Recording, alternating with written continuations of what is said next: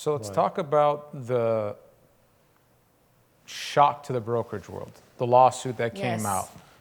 I'm not directly in residential, so I don't know all the details, but I think for our listeners, they would love to hear what changed in the brokerage world with that case. And now they're going back and forth because now the DOJ is not really happy with the settlement, which, all right, maybe by November we'll have a different DOJ, who knows.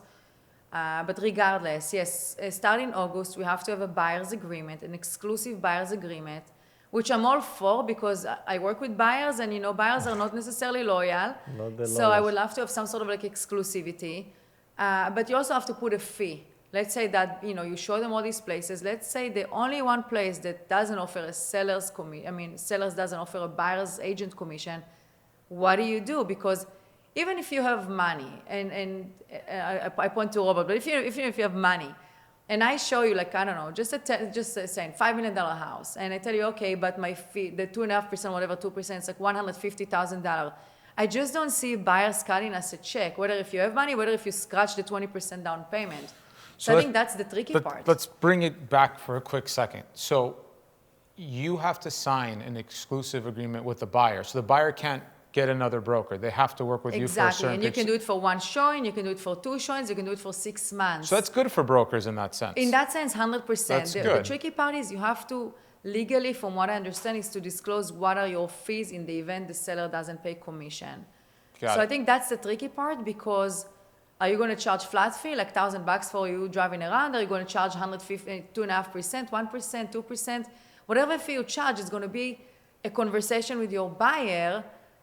But why did they do this? Like, for example, I sold my house in Beverly Hills. The broker already had an agreement with me. If there's me alone, it's 3%. If there's a co-broker, it's 4%. We split it. What was wrong with that? Why did this become such a... Nothing, exactly. To your point. I think the whole part of making buyers paying commission, so some buyers might go directly to the listing agent, fine. But then I think the listing agent, generally speaking, have a fiduciary to the seller. And obviously they will want to sell, and maybe now they're going to do the double work for less fee.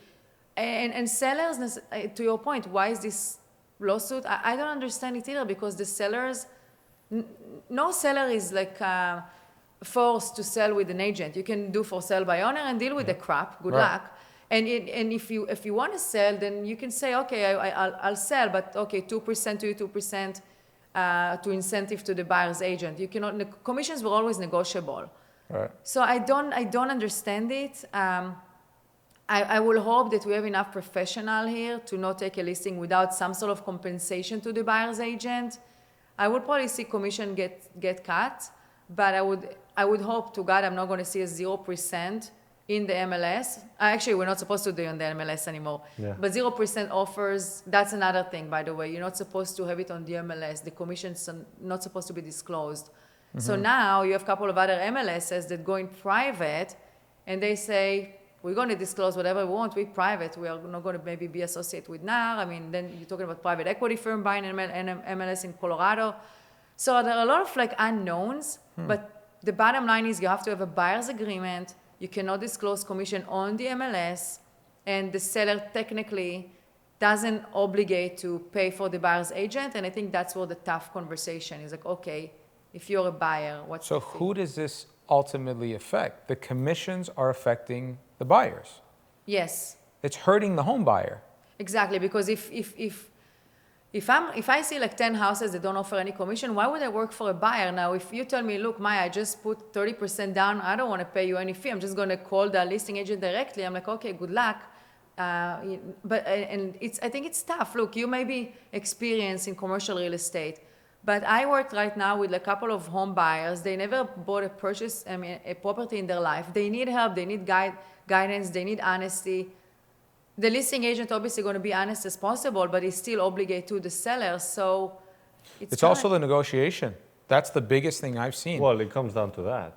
Yeah, a buyer's broker helps you get a better deal, because when you negotiate directly with a seller's broker, at least I feel, I've done it from time to time on my deals, I get it, but I'm an experienced real estate person. If I'm not experienced, I'm not going to know the tricks and the games and wait a day and make the person feel like they lost you and have your broker try to find the sweet spot. Like, there's value in that. Exactly, and There is so much ego in this business, right? So if like, let's say you going directly to the listing agent and you don't connect with the listing agent, it can ruin a deal, really. So I think everybody should have representation, unless you're like some savvy real estate person who know what you're doing. But a lot of the time, so many things can happen in transaction. You have appraisal, you have inspection, you have like issues that arise, like last minute. Like it's not that simple as people think, because obviously they watch the show, and I wouldn't be surprised if that lawsuit came because someone watched the show and think the commissions are crazy. I think that honestly, this is, again, back to perception, right? You can look it up as an opportunity or as a struggle. I think it's an opportunity to elevate the game.